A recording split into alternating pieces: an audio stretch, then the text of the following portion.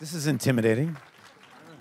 Just to make it a little more intimidating, it's also the last big film conversation of Well, the that's why what we're saying is so important and going to change your life. It's really exciting. It's a friendly crowd. You're an Austin guy, so but it's also kind of great to have you here right now. Neither one of the projects that you have at South by Southwest have shown here yet, so we don't have to spoil that for anybody. But there's so much more we can talk about because you have a movie that you acted in here, and you have a movie that you directed in here. And I think if you look at those two things together, they really give us a sense of the scope of what you've been kind of building to creatively for a really long time. And I think it would help, for the sake of context, to go back to the beginning and kind of look at where those roots come from. Because you started out at a very young age as an actor in this Joe Dante film in the 80s. How much at that point in time did you really have a sense for what you wanted to do, at least from an acting standpoint? Well, 13-year-olds don't really have an agenda with their acting. They really just want attention, you know? I mean, and that's certainly true of me. I will say that if you asked the 13-year-old me, I probably would have said something very earnest and sincere about loving acting and thinking that I could contribute. I don't think I had any idea how hard a life that was going to be. I grew up in a house that had placed a great value on the arts as far as their role in the community. And I don't know, I went to this acting class at the Paul Robeson Center for Performing Arts and in Princeton, New Jersey. And for those of you who don't know about Paul Robeson, he really was a great hero and a great model of an actor who also did a lot of things. You know, he was an actor and a singer and an activist and a director, and he did theater and he did movies, and he was a rebel and a leader. And I'd like to imagine that had an impact on me, of seeing his little bust out there and reading about who he was and what he did and what that meant about the life of an artist. But to be honest, I really wanted attention, and I felt I couldn't get enough from my parents, and I needed more. And so I went on, a friend of mine had an agent in New York, and I went on some auditions with him. I don't think anybody in my family really thought I would ever get one, and I got this part in Joe Dante's movie. And he was a great teacher to me. I didn't realize it, but he had a huge... For those of you who don't know, Joe Dante came out of Roger Corman's school of directing, and it was really genre movie. You know, his first movie, well, maybe not his first, but second movie was Piranha, and then he did The Howling, and he went on to have great success with Gremlins. Right. And then he directed me in this film called The Explorers. But he used to screen movies in his house, and this is back when nobody had a home theater. I mean, he had an actual projector with a projectionist, and he would screen genre movies for River Phoenix and Jason Preston and myself, and really was teaching us about what genre movies can do, and how oftentimes, if you want to talk about a very serious subject, say like soldiers returning home from Vietnam, it could come off as pretentious, or like you have an agenda with the audience, or overly, what's the right word? You know, teaching too much. Didactic. Didactic, exactly. But if you make it a metaphor, and you turn it into a werewolf, and you do a PTSD story about a werewolf, the whole thing becomes alive, and people can actually... It's a way to make beautiful art in an unexpected way, and he had no gradation between what was high art and what was low art. It was really just simply of whether or not you put artistry into it. And I realized as I've grown up that had a very huge impact on my thinking. And then Peter Weir directed my next film, which was Dead Poets Society. And those two guys couldn't have been very different. But Peter's a mystic. He's a deeply spiritual man, and he sees the arts. He saw himself as a term he uses, a popular artist. You know, I mean, he made popular art, but he tried to infuse it with the personal and the spiritual. And those were great teachers to have as a young person. Well, the other thing that's interesting about that contrast is, you know, Joe Dante is somebody who I think probably a lot of people in this room would have a lot of respect for. You know, that movie is sort of, it's a trivia point for some people. I'm sure it is for people who are looking at your career. But if you look at Dead Poets Society, you know, this was a major film with some, significant veterans both behind and in front of the actor. So how does that sort of start to change your perception of the craft and also the attention that you get as a result of being involved in something like that? Well, the Explorers, as you say, turned into a trivia point really quickly. I mean, meaning I thought I was a really big shot when I got this part and that I was going to be super important and fabulous. And the movie was a critical and commercial bomb, I mean, for lack of a better word. And I went very quickly from being like the coolest kid in 9th grade to the lamest kid in 9th grade, and it was a huge learning lesson for me about expectations. And so when Dead Poets Society came out, I was certain that it would be a failure too. All the hype around it. I think it was even like 6 months after it came out that I realized it actually had done well. I was so braced for it not to be received well. But in hindsight, I really feel that that was a fantastic teaching too. I mean, to have no expectations about what you're going to get back from what art you put into the world. Peter Weir was a great teacher, and Norman Lloyd was also on that movie. And Norman Lloyd, he plays the headmaster. "Mr. Anderson, get off that desk!" He would shout at me, and he was one of the original founding members of Orson Welles' Mercury Theater Company. And the only living member still. He's 101 years he's an amazing person. And I remember once we were doing a scene on Dead Poets Society, and we were walking up some stairs or something, and I tripped, like we were in high school, I tripped the guy in front of me and hit his books so that they fell and made it ruined the shot, but I thought it was hysterical, and my friends thought I was really funny. And after it was over, Norman Lloyd came over to me and he said, "You have no idea where you are right now." I said, "What do you mean? I'm in Delaware." And he's like, "No, you're in one of the most significant moments of your life, and you're being cavalier and you're making jokes, and you're going to miss it. This is some of the finest craftsmen I've ever been on a set with, and please don't miss it, because you'll spend your rest of your life talking about making this movie, and you don't know that yet. And but pay attention." And it did wake me up a little, and I can only say that as time has gone on, I see that experience informed my thinking a lot more than I thought it did at the time. Well, he was right. You're still talking about it. I'm still talking about it.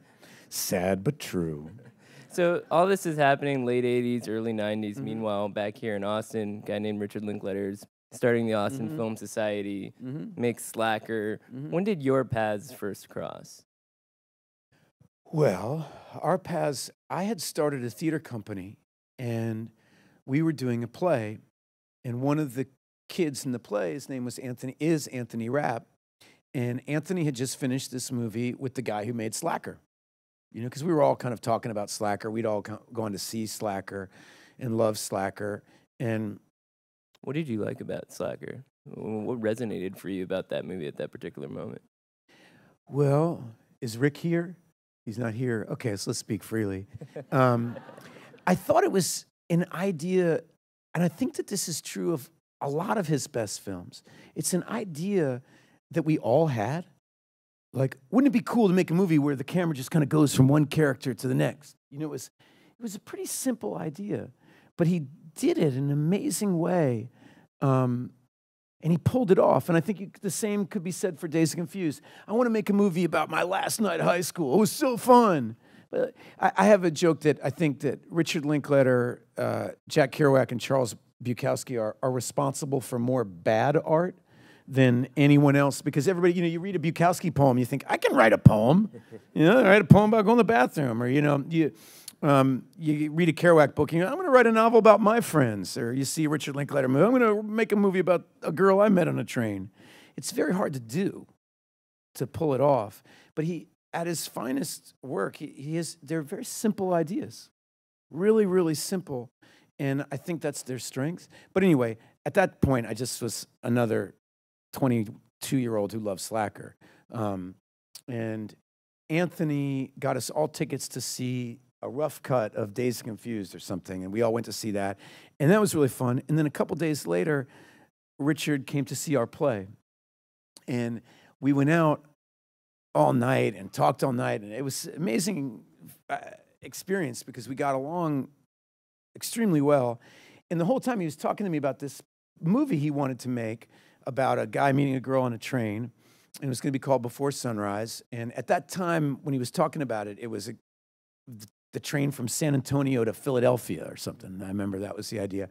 And I thought for sure that he was offering me the movie, the way he was talking about it. And the next day, you have to understand, this is not like I didn't get an email. The next day, he dropped off the script at my door, like in a little manila envelope with like, yo, Ethan, this is that thing I was telling you about. Check it out. So I thought this was an offer. And I was pretty excited that the dude who made Slacker was offering me a movie.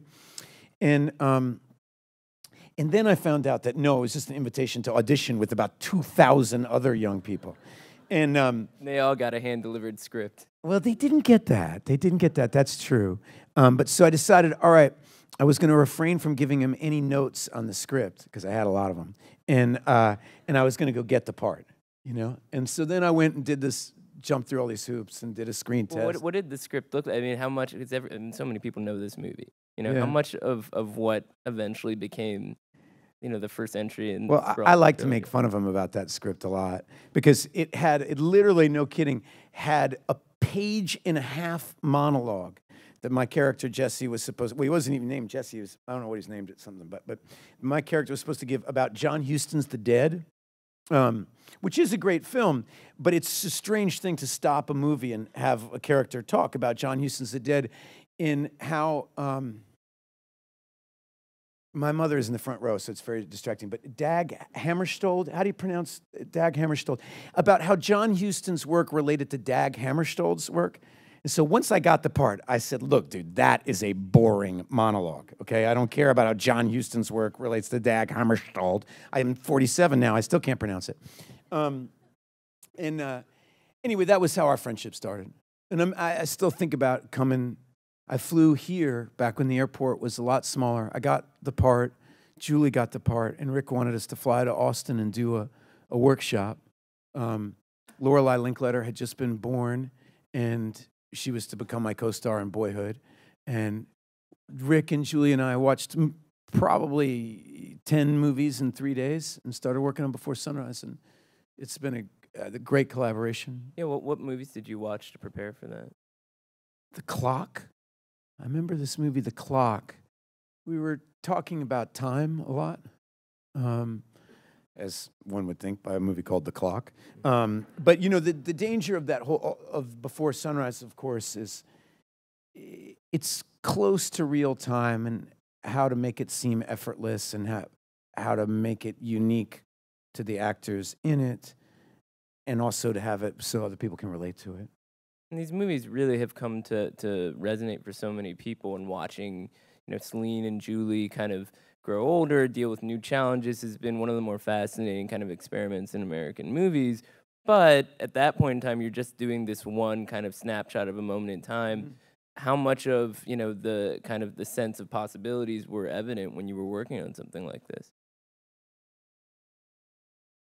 I mean, doesn't everybody wonder that? Like, how much of the rest of your life is evident in every moment of it?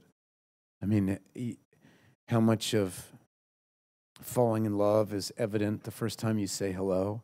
How much of what ultimately breaks you apart was evident in that moment, too? I mean, it's easy to think back on Dead Poets Society and reflect about what Norman Lloyd said as if it was always meant to be. And I don't know, was it always meant to be that I would get to be so lucky as to be here in front of you 30 years later and talking about? I don't know. I know that I find it really amazing that this, whether it's symbiotic, what came first? Richard Linklater cast two young people. We were both 22 or 23 in Before Sunrise. Neither one of us had written or directed anything, but both of us have gone on to write and direct our own movies. And did he see in us young people that were going to go on to do that? Or did that experience turn us into those people? I know for me that I wrote, as did Julie, a lot of our characters, some lines and some things in Before Sunrise, and we were a big part of the creation of those characters. And it was so meaningful to see the movie reviewed and to see, and Richard is unlike a lot of people. A lot of directors love to have power over people, and they say, it's my movie, and go over here, and this is my shot. And Rick's always, it's always our movie. His goal when the movie says wrap is that you feel like it's your film. You know, and it's really his greatest skill set is learning, using his confidence and his talent to empower other people, you know, to use them and invite them and show them that respect.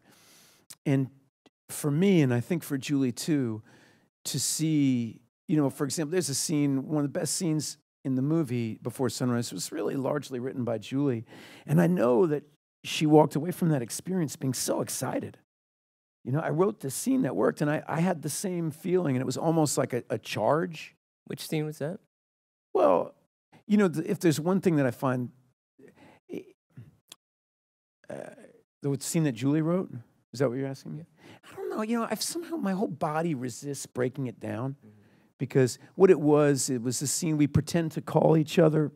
We pretend to call a friend and tell the friend what the other person is like. And it's a beautiful idea. You know, we're right in front of each other. You know, you pretend, oh, I met this boy, and you know, it was a really wonderful scene, and it's vintage what Julie brings to all her work. And I don't know. My point being is that I don't know whether Rick has a phenomenal eye, and he knew that he saw in us these young filmmakers and wanted to invite us to be part of the process, or whether that process created us.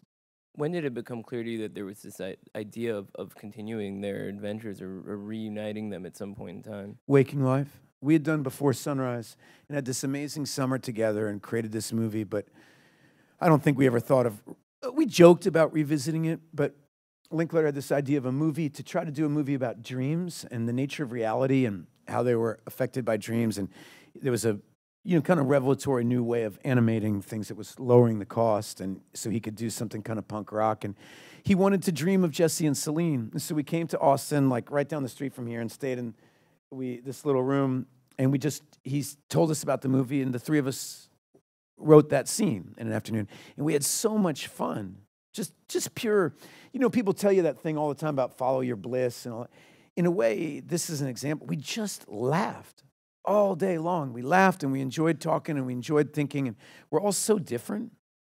And we really enjoyed writing together. And when we left that experience, the three of us were like, wow, maybe we should do a second movie. You have to understand, in our mind, the first movie had been a relative failure. So a few critics had liked it, but the movie bombed at the box office. So the idea that we would make a sequel to this movie was so arrogant, you know.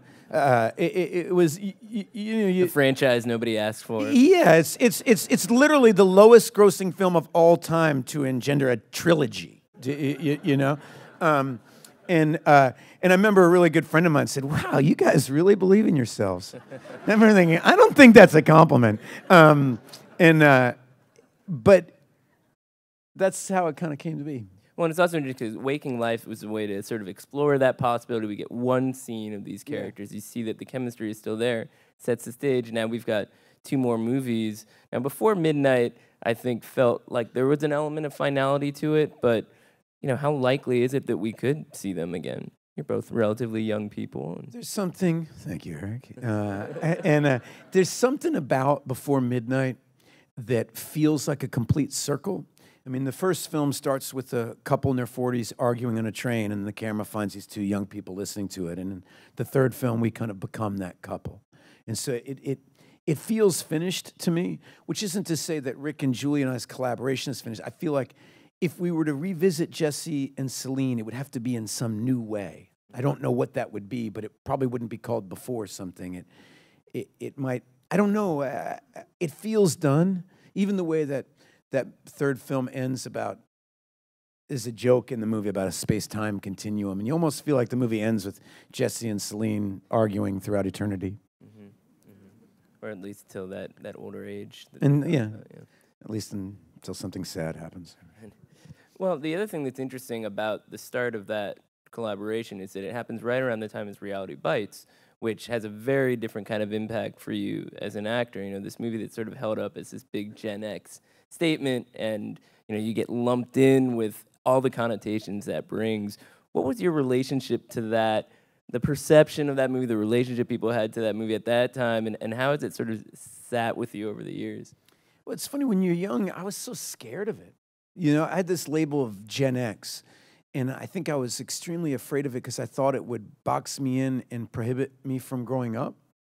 Or, you know, if you're ever anybody that's too much a staple of a moment in time, is you kind of get locked in that formaldehyde.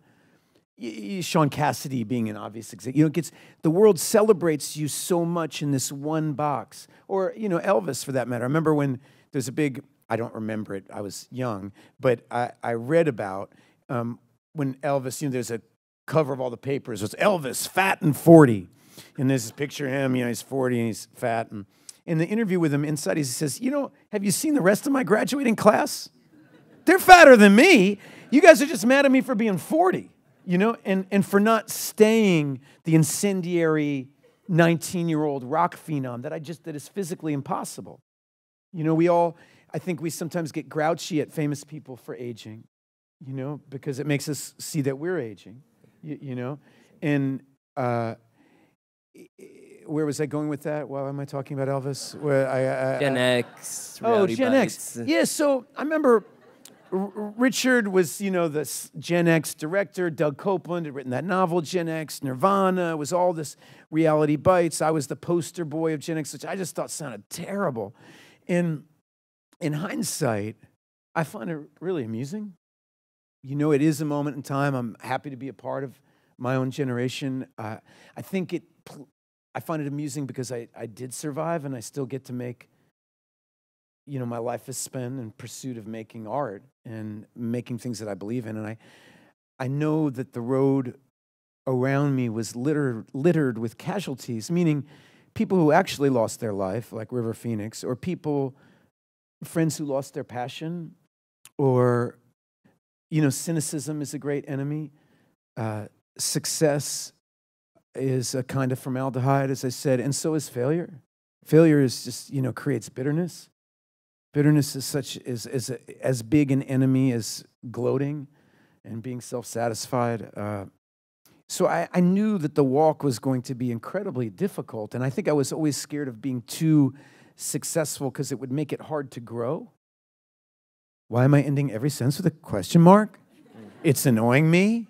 But anyway, so I have teenagers now, so I hear that kind of thing, and I'm like, well, no wonder. Who do they get it from?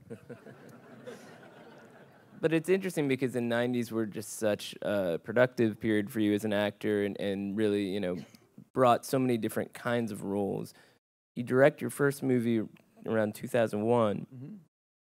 At what point did that impulse start for you where you really felt like you wanted to take on that role as opposed to being an actor? I had always imagined that I would be a writer in my inner part of me, and I felt that acting was a way to get into college, or acting was a way to get started or meet people. That was one part of my brain. My favorite actors had also always been directors. You know, I loved Laurence Olivier. Thought he was kind of amazing, and Orson Welles and Woody Allen, Spike Lee. So I always saw them as symbiotic. And you mentioning Chelsea Walls, which was my first film, which I did bring here, and I feel like probably showed in this room or something like that. But I had already been directing plays, and I had already directed a short film, and I think I was waiting for the perfect moment, and the perfect moment never comes. It's evasive, the perfect moment. And this thing had happened with digital videos. The Celebration had come out, which is this radical, strange movie that they shot on this tiny camera. Seems antiquated now because we could do better on our phone, but it was revelatory at the moment. The thing about film and why it made it so hard is how expensive the film was itself to develop. And now all of a sudden that wasn't true, and somebody made a great film with these little toy cameras, The Celebration. And I remember talking on the phone with Linklater about, well, this is, and John Sloss and Gary Winnick had this idea called Indigent, which was to push that forward. They were going to just propel, kind of that basic idea was 10 movies for $1 million, 10 movies for $100,000. And while it wasn't the perfect scenario to direct a film, I thought, well, it's a good place to start. And one of the things that is hard about it, being a young actor, is, and Rick was a great friend this way, because he was saying, make sure you don't miss a step if you want to be a filmmaker. Make a short film, write things. Don't, just because you're a famous actor and can get a movie made, should you just jump and start directing a $12 million movie. You want to cut a film with your own hands. You want to carry the film canisters yourself. You want to take them to the lab yourself. He's like, make sure you do all that. Like, make sure you understand exactly where all that comes from, in the same way that a good director should also know about acting. And so the Indigent program, to me, at that moment in my life, thought, all right, I can use what I've learned about the theater and make a very low, super cheap movie, $100,000. I can use the friends I've made as an actor to try to make it interesting to watch. And that was my first film. And how does directing, how does acting inform directing? I mean, this is a very director. They're the same. You know, they're interpretive arts. You know, if you're an actor, my job is, I read something, say it's Shakespeare's Henry IV, and you're sitting alone in your room, and you think, this is beautiful. This is so beautiful. I want people to understand why this is beautiful. And that is the main energy that drives you to set every day, that makes you go to bed early and learn your lines. And that, I mean, is to share something beautiful. And it's interpretive art. You're taking something that already exists and you're saying, look over here, this is important. You're the tip of the spear. You know, I did this play with Tom Stoppard, and so he said, don't you understand? You're the tip of the spear. If you bend, we all break. You know, and you're like, right, okay, I need you, you know. And it's just a neat way of thinking about it, is you're the deliverer, you know. And directing is kind of, you're also interpreting the art, but you're playing all the roles a little bit, as opposed to playing one all the way. But they seem very connected. In fact, there's a great Dennis Hopper quote I came across recently that reflects how I view it. He never saw any of the arts as different. Ballet, writing, cartoons, photography, anything, dance, anything where it's a human being. I have an experience and I want you to see why it's beautiful. You know, that's the arts. And it has its own building at a university, but they themselves are not so separate. You know what I mean? He's a great example of somebody who did a lot of different things at a high level. Mm-hmm. Well, in your case, it's also interesting because as a director, you have been very meticulous about your choices. The next movie you direct is adapted from a novel you wrote, and I think we should talk about that. You know, when did you feel this kind of impulse that I have a story that belongs in this medium and not film, where you have, you know, all kinds of different connections and obviously have been working a lot and so on? Well, one of the things, I just finished this movie with Paul Schrader, who is he 71 or 72? Thereabout. Yeah. And one of the things that he says that I think is so interesting is everything doesn't have to go well to be a great, amazing learning experience. You know, and I had ideas about why I wanted to make The Hottest State, and I have ideas in my brain of why it is successful or why it's less successful. Mm-hmm. But you sometimes have to try. So much of life is trying. And one of the things that I really admire about Paul Schrader's career is I think he makes himself vulnerable all the time. He gets out of his comfort zone and does something. And I think that when the time came for The Hottest State to roll around, I needed to make another film. It had been too long since Chelsea Walls, and I'd had other films I wanted to make more. You know, I had ideas that I thought would be better, but I knew I needed to make a film. And that one, there's a weird thing about movies, because it's a collective, you're a little bit at hands of the universe. The universe decides which ones get made and which ones don't. I mean, my acting career, if all the movies that I wanted to get made would have been done, you guys would be really impressed. It was good. It would go so well. But it's sometimes, you have this great job and it falls apart and this one falls apart and you just always just have to do your best, Well, at some point after Chelsea Walls, you start shooting Boyhood. Mm-hmm. So speaking of, getting difficult things made, this may be one of the great stories ever of that happening. I mean, when you guys first kind of came together for the first stage of Boyhood, what was the perception of how likely this was actually going to reach the finish line? Well, the idea that it would be something that you could bring up and people would know what you were talking about seemed absolutely ludicrous, years later. I mean, it seemed a lot like vintage Rick to me. It seemed a little bit, meaning he's always pushing the form forward a little bit. He's interested in not just movies as a business, but as a form, as an art form, in the art form that's always having to change. And he's very interested in that. And that was exciting. The idea that we could use time as clay and I could kind of do a portrait of fatherhood and I could have 12 years to do it and just a little bit at a time. I mean, when I really think about that, if I had to play the whole movie on the first day, which is what often you have to do, like, I think when I was 32, I thought 44 sounded so old. Do you know, I really honestly think I would have come in with like a fat suit and a cane and like cut my hair out, and I had no idea how fast that was going to happen and how much I would feel like the same person. And I think the movie gets at that, how effortlessly 6 years can go by. And somebody said, what'd you do? Oh, I don't know. Was it been 6 years since? I mean, the movie gets at that. And I think it was a really good idea. And everybody, we couldn't sign contracts. It's illegal to sign a contract for more than 7 years. Eller Coltrane did it out of his own sense of what was right and a good, valuable thing to do with his time. There were years that Lorelei didn't want to do it.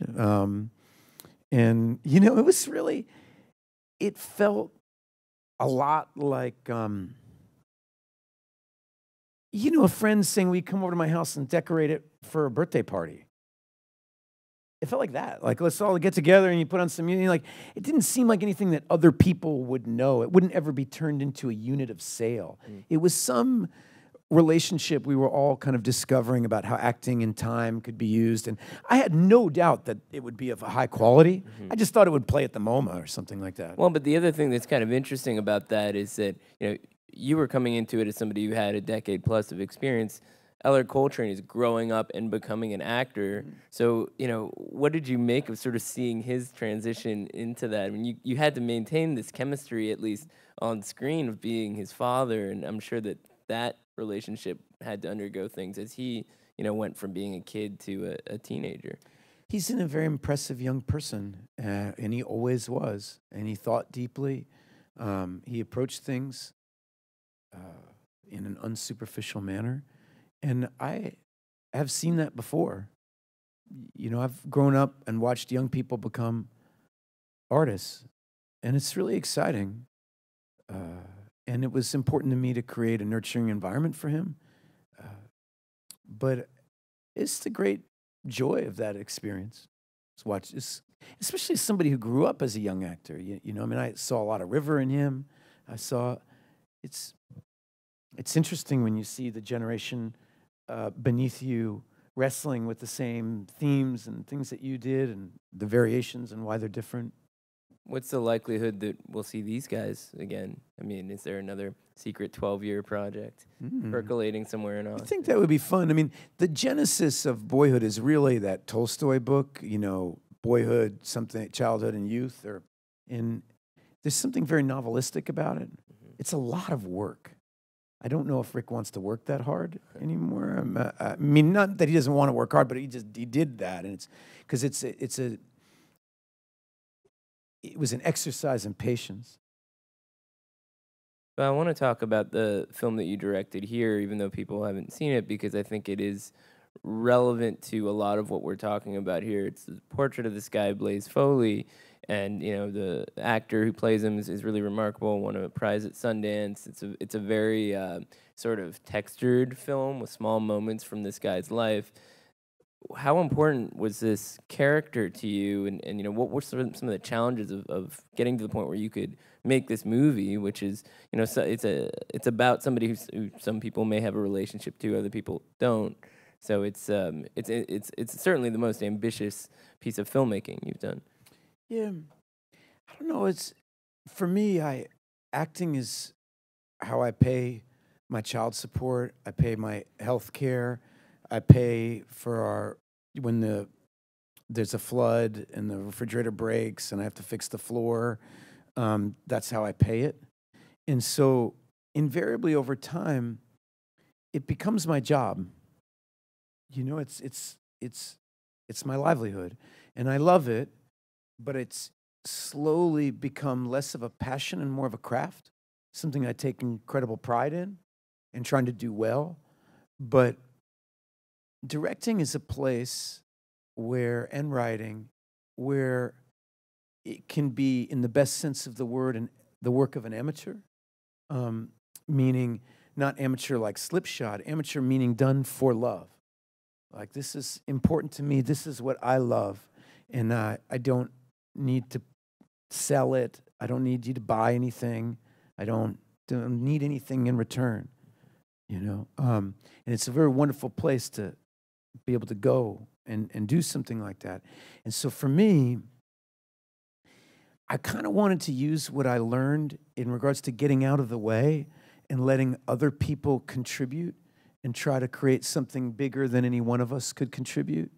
So I met Charlie Sexton on Boyhood, and I was just really impressed with him. Obviously, Charlie Sexton was one of the great guitarists of his generation and a really interesting person. But it was fun. He had a small part in Boyhood, but we worked on these scenes, and it was clear the way that he thought about acting kind of turned me on. I liked, you know, the way, you know, the thing, beginner's mind people talk about, you know, the first time you pick up a bow and arrow, you shoot a bullseye, and he had so much love for it. And I thought, man, this guy would be a great actor. And it actually haunted me. I played Chet Baker, and the whole time I played Chet Baker, I kept thinking about how good Charlie Sexton would be in this part and how I wished he would do it. And so I thought, well, you know, as this idea of a Blaze Foley story was coming together in my mind, I thought, oh, wow, what if Charlie Sexton played Townes Van Zandt? That would be exciting, because Charlie has something to say about the life of a musician. It's not just like, oh, he's going to try to look cute in this frame. He has something to offer you. I mean, he's lived this life, and he has something to say about it. And Ben Dickey was one of my favorite musicians, too. Most people haven't heard of, because he was in this band in Philly, and I saw them play live. And, you know, you see a friend sometimes do something, and you're like, that is brilliant. And somehow the world doesn't ever figure out how to monetize your friend's gift. And it's frustrating. Like, why is that person a trillionaire and they're so lame, and this person not? And why is that not? It seemed like there was an injustice there. And I started, and I love Blaze Foley's music, and I started thinking about, the easiness of my path. You know, Dead Poets Society came out, I was 18 years old. It's like, the door opened, and I got invited into the world of movies. And I've seen so many friends and so many people have to work so hard to have their voice be heard, and they're met with such indifference. And like the 13-year-old who did Explorers, I can't get enough attention. You know, I do this talkback for like 14 hours. I'd just take 2 little short breaks to nap. You guys can come in the morning. We'll have breakfast together. I cannot get enough attention. And so I feel, I don't know, the idea turned me on to make a story of a poet of the first order who didn't get any of the superficial accoutrements that I have gotten. And I admire him so much, and I admire Ben because of it. And I thought, well, what if Ben could take all that love of music and all that joy of life and all that anger at an indifferent world and pour it into this movie? Then we could make a movie that's not about Blaze Foley. It's about the Blaze Foleys of the world, the Blaze Foleys in this room, the poets and the, you know, all the people who have something to offer in whatever way it is that gets ignored, right? Mm-hmm. Not just poets, but that I could make a movie about that, and that would really be interesting. but that kind of what a methodology I learned from Rick is to try to take other people's passions and invite them to create and trust that it'll fall into the right place. It's a very involving movie, and people should check it out here on Friday. I do want to ask you about First Reformed, and then we'll let the audience ask some questions as well, because that's playing later today and is a very different kind of movie. But what I think is notable about it is just how topical it is. Without spoiling too much, there's a lot about religion in there. There's a lot about the environment in there and extremism in both contexts. So it really raises some questions about getting involved not only with certain filmmakers, but with projects that have that kind of resonance for people today. And it sort of brings something that is a talking point in the real world and kind of put it into a fictionalized context. How important is that to you right now in terms of the projects you associate with? I don't know. So Paul Schrader wrote this script. It's about a priest whose son died in Afghanistan. He used to be a military chaplain. He talked his son into joining the war. His son died. His wife left him. All this happens before the movie begins. And we're finding this priest in a moment of despair, having lost his son and his marriage. And he's been relegated. A friend in the church is letting him run this small parish that's really largely a museum left over from it's one of the early churches involved in the abolitionist movement. And they call it the tourist trap or whatever that, and he's there to recover, and he ends up counseling a young man who's expecting a baby and doesn't want to bring a baby into this world because of what's happening in the environment and how awful the world's going to be in 30, 40, 50, 60 years. And in trying to counsel this young man, he becomes charged himself with his own life. And so that's the basic thrust of the movie. It's so beautifully written. When I first read it, we made it in the wake of the last inauguration, and I think myself and everybody in the crew felt so happy to be working on something where we could put all this anger and confusion and all these questions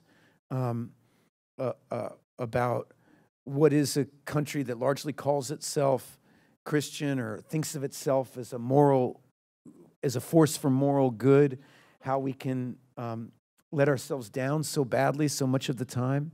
And it asks so many questions that are so important to me. It was really exciting to have a character that, he slowly loses his mind over these questions, about why the church wouldn't be an agent of change for healing. Why are we helping the people who are destroying the planet rather than helping the people that want to save the planet? Why would the church not be doing that? And it's a very, very interesting film, and I'm making it sound really, really boring, but it's extremely exciting, and so it's what I love about my job is I get to infuse, integrate my personal life with my work, and they can mutually feed each other, I hope. Yeah, and it's also it's thrilling. It's a little creepy. There's a genre element there in case anyone thinks they might be scared off. It's by very much the same author as Taxi Driver. Yes. It's kind of a spiritual sequel to Taxi Driver. And that'll be released by A24, so it should have an interesting. You laugh, but it is. It really is.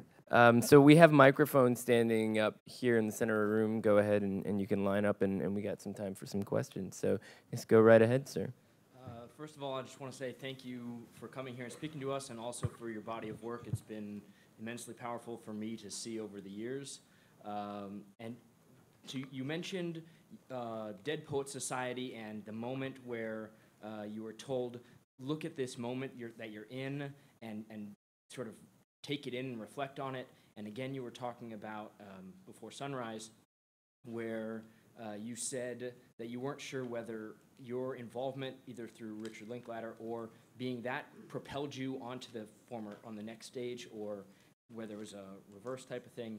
I'm curious, are there any roles, any characters that you've played which you now, or as you go on through your life, you go back to and you think, what would any type of knowledge or insight that you can glean from them, from their persona, and that sort of carry you forward? Sometimes confidence. One of the things that I'm fascinated about watching sports.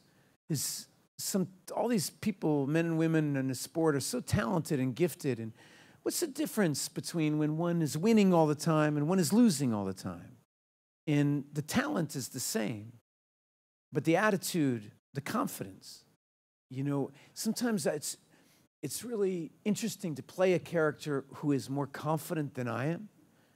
And it's almost like doing a guided meditation on confidence. You almost figure out how to teach yourself to be confident.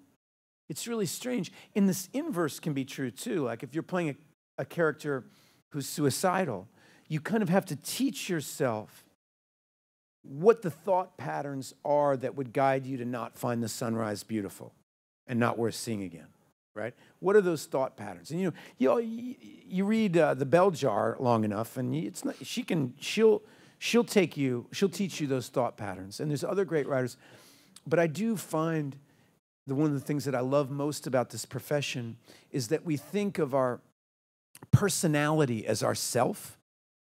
It's like whatever the essence of our self is this personality. And yet so much of the personality is artifice. And that, have my accent. When I was younger, I didn't want to play characters that had an English accent because that's not me. I can't tell the truth. Well, what is me? Am I a Marlboro guy? That's who I am. That's my identity. So if it's not, I'm a kind of guy who wears this kind of jacket. So if I wore, a different kind of jacket, I'd be different. No. So what is the essence of me that is changeable and what is not changeable? And it's such an interesting question because so much of confidence and insecurity and fear and guilt is learned behavior, and yet it manifests in how we interact with people all day long.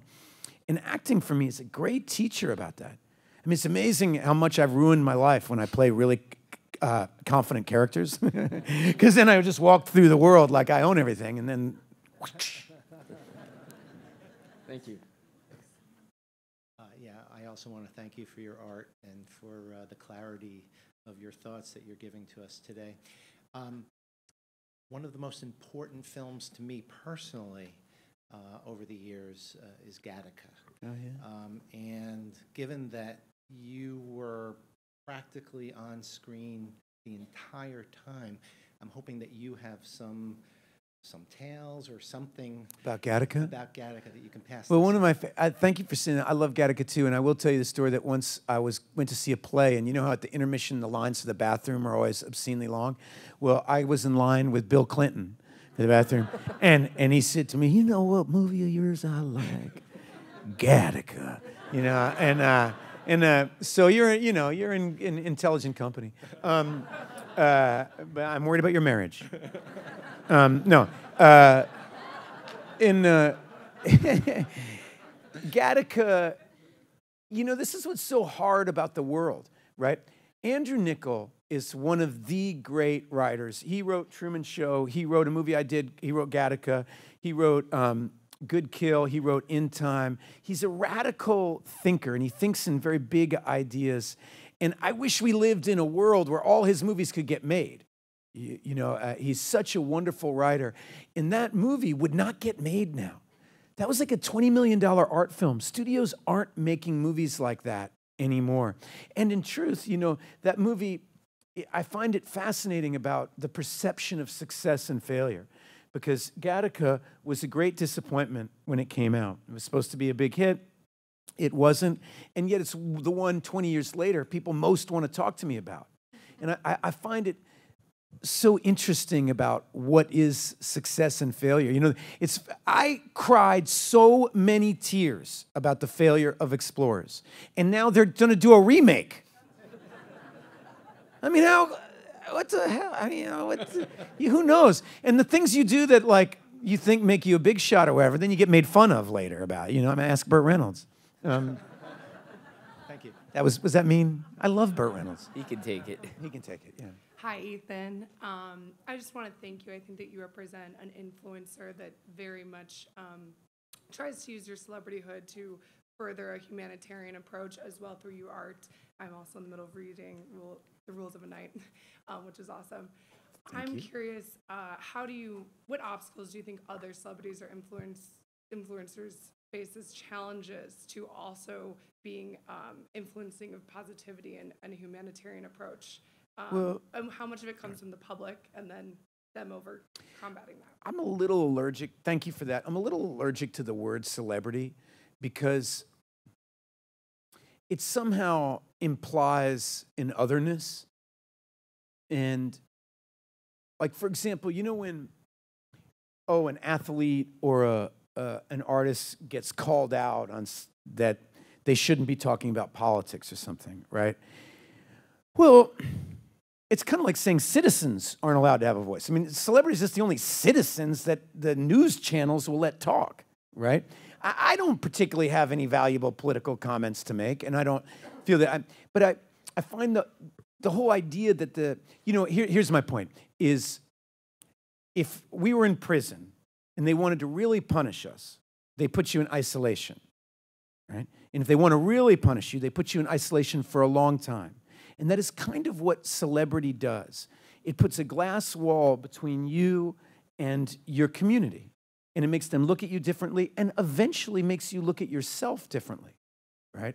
And you're not any different. If you're an artist, you're definitely not any different. And people wonder why Elvis went nuts. You know, the guys behind this, he's in an isolation tank. So's Michael Jackson. So's Britney Spears. They're in an isolation. They have to fight for their life. And the more fame you have, the more poison you swallow is kind of how I feel about it. And so if you want to ask how celebrities maintain positivity, the real question is, how do we maintain positivity? And at what point are we just candy-mouthed, rose-colored glasses idiots not helping and fighting for what needs to be fought for? And at what point are we ruining our lives with just being dour and sad and despondent? You know, and that's where you get into the razor's edge, is you kind of have to do both. You have to keep fighting for the things you believe in. You can't give in to sadness and depression, and you have to admit it exists. And I think this country particularly, everybody likes to think something is either this or it's either that. And so much of the time, it's actually both. And what we're really struggling with is our inability to hold two truths at the same time. You know? Thank you. Yes, thank you. Good. Hello, Ethan. Strongly urge everyone to see First Reformed. I was privileged to see it at Toronto, and it was my best film of 2017. I think he's the best critic in the world. And, well, I did actually write a long review. Good. And it raises very important, I think, timely questions that we all need to consider. And I was privileged to see Blaze and Eugene Derecki's The King, and also Juliet Nick at Sundance. And you bring a genius to a credible range of roles. I'm going to lead into this a little bit. I just lucked into an impromptu chat with Richard Linklater yesterday after the screening of Damsel, and we were talking about his premieres at Sundance. And he was telling me how terrible the reception was for Slacker. And this thing you were talking about, confidence and so on, I mean, he wasn't discouraged by that. And look at the incredible career he's had. I want to let you continue, but I guarantee you he was discouraged. Yeah. He just rose above it. Do you know, we all get, yeah, okay, keep going, sorry. No, absolutely. But you have to keep developing your art. And I wonder, in that sense, your thoughts about the future of independent filmmaking at this point, and also how you would like to see the next stage of your career develop. What are the roles and projects that you're getting excited about? Well, first of all, did anybody else think that he might have just revealed himself to be Canadian? Did you guys catch that? I am. Yeah, all right. I think, you know, it's Rilke, right, who says it best. If you can't, in Letters to a Young Poet, the whole thing is, if you can do anything else, do it. You know, my advice to my daughter, who's really in love with the arts and acting, is if I told you, yes, you're going to go into acting, and you're going to end up teaching acting in a high school in Wichita, does that sound horrible to you, right? And if the answer is yes, then get out. We don't want you here anyway. Do what you love. Yeah, and if the answer is, I would love to do that, teach kids acting like, oh, then it's going to go great. Because the opportunity to contribute always exists. What you're going to get back from it, you don't control, right? And so if you can't handle discouragement, I mean, I hate rejection. It hurts so much, especially when you really are trying to communicate something sincere and the world rolls its eyes. But it's just, and we live in a world that's so much scarier for young people now. If I could have read all the horrible things people were thinking about me back when Reality Bites came out, I mean, I wouldn't have been able to get up in the morning. And now people, they can Google this, and I pray for them because you have to keep your eyes forward. And there's a great Allen Ginsberg quote is, my job is to be made fun of. My job is to be dismissed. My job is to, he was being interviewed about why he went on the Hare Krishna thing on Johnny Carson's show, and his friend said, don't you know that everybody thinks you're nuts? And he said, that's my job. Some business guy's falling asleep in Fort Worth, Texas tonight thinking, what was that guy doing? Chanting that Hare. He seems so smart, but he was a lunatic. It's like, that's my job, is to try to get you to think a little differently, try to put my truth forward. And my job is not to have you like it. It's not only worthwhile if it's liked. And so I think that's the thing that I try to communicate to younger people or people getting started is that, you have to believe in the profession and believe that the profession has value, not you. Ethan, don't have value. The profession has value, and when I work for the profession well, then everything goes great. Well, I just want to thank you for my pleasure, man. Absolutely. Faith in the power of cinema. We're going to squeeze in one more. Hi, I'd like to ask about one of the more personal films to me, Reality Bites, is the ultimate testament to the 90s and Gen Xers. I just want to ask, how does that movie, in your opinion, hold up today? Like, for example, among your children, among the millennials? And who do you think is the Troy Dyer of our time with the quotable smart lines? Me? Who's the Troy Dyer? It's funny. My oldest daughter just got a part on Stranger Things, and so she's going to be working with Winona. Wow. I know, it's really cool. And I actually found out she got the part. Winona, after my daughter went into screen test, and I got an email from Winona saying she got the part. I was like, wow, that's amazing. You asked about it earlier. What seemed like a negative, Gen X now feels like such a positive. I'm so proud of being associated with that part of time and that moment of growing up, of what Reality Bites means to certain people. And a movie I did this year that's coming out called Juliet Naked is kind of my Troy Dyer looks at 50. It's a Nick Hornby novel. He probably didn't like me saying that, but that's what it was for me. I love that movie, and I think Ben Stiller is an incredibly underrated director. He's just kind of a brilliant man, and that was his first film. And I don't know, it's interesting as time goes by how people's opinions about things change. And when he said about believing in cinema, I can honestly say it does matter. And one of the great rewards of this is seeing somebody came up to me the other day. It's such an amazing thing. I love this. I'm walking through LA, and this guy comes up to me. He happens to love this movie that a lot of people haven't seen called Before the Devil Knows You're Dead with Philip Hoffman and I.